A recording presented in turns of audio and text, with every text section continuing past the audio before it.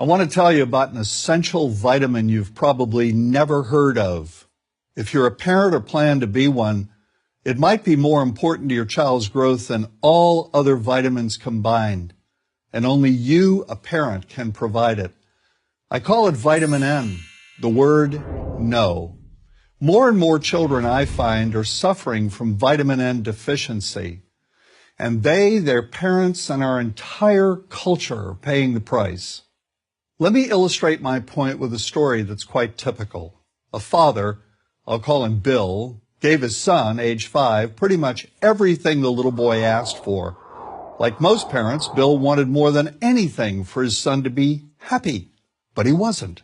Instead, he was petulant, moody, and often sullen. He was also having problems getting along with other children. In addition, he was very demanding and rarely, if ever, expressed any appreciation, let alone gratitude, for all the things Bill and his wife were giving him. Was his son depressed, Bill wanted to know? Did he need therapy? His son, I told him, was suffering the predictable ill effects of being overindulged. What he needed was a healthy and steady dose of vitamin N. Overindulgence, a deficiency of vitamin N, leads to its own form of addiction. When the point of diminishing returns is passed, and it's passed fairly early on, the receiving of things begins to generate nothing but want for more things. One terrible effect of this is that our children are becoming accustomed to a material standard that's out of kilter with what they can ever hope to achieve as adults.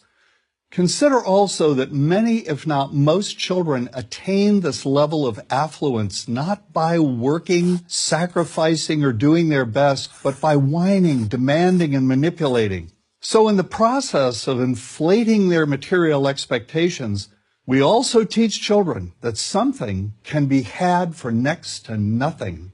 Not only is that a falsehood, it's also one of the most dangerous, destructive attitudes a person can acquire. This may go a long way toward explaining why the mental health of children in the 1950s, when kids got a lot less, was significantly better than the mental health of today's kids. Since the 50s, and especially in the last few decades, as indulgence has become the parenting norm, the rates of child and teen depression have skyrocketed.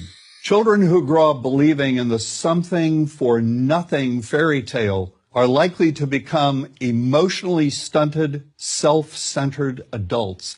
Then, when they themselves become parents, they're likely to overdose their children with material things. The piles of toys, plushies, and gadgets one finds scattered around most households. In that way, overindulgence, a deficiency of vitamin N, becomes an inherited disease, an addiction passed from one generation to the next. This also explains why children who get too much of what they want rarely take proper care of anything they have. Why should they? After all, experience tells them that more is always on the way. Children deserve better. They deserve to have parents attend to their needs for protection, affection, and direction.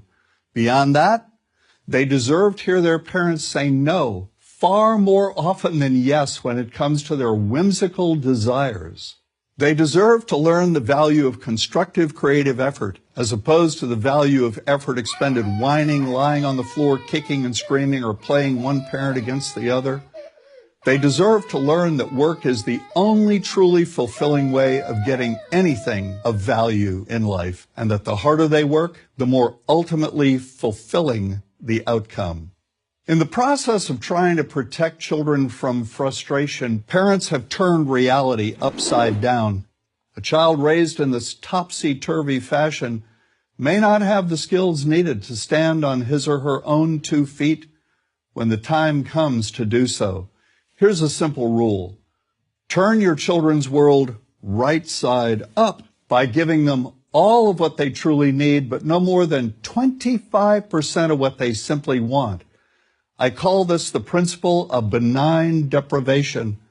When all is said and done, the most character-building 2-letter word in the English language is no. Vitamin N. Dispense it frequently.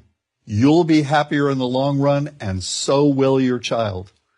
I'm John Rosemond, author and family psychologist for Prager University.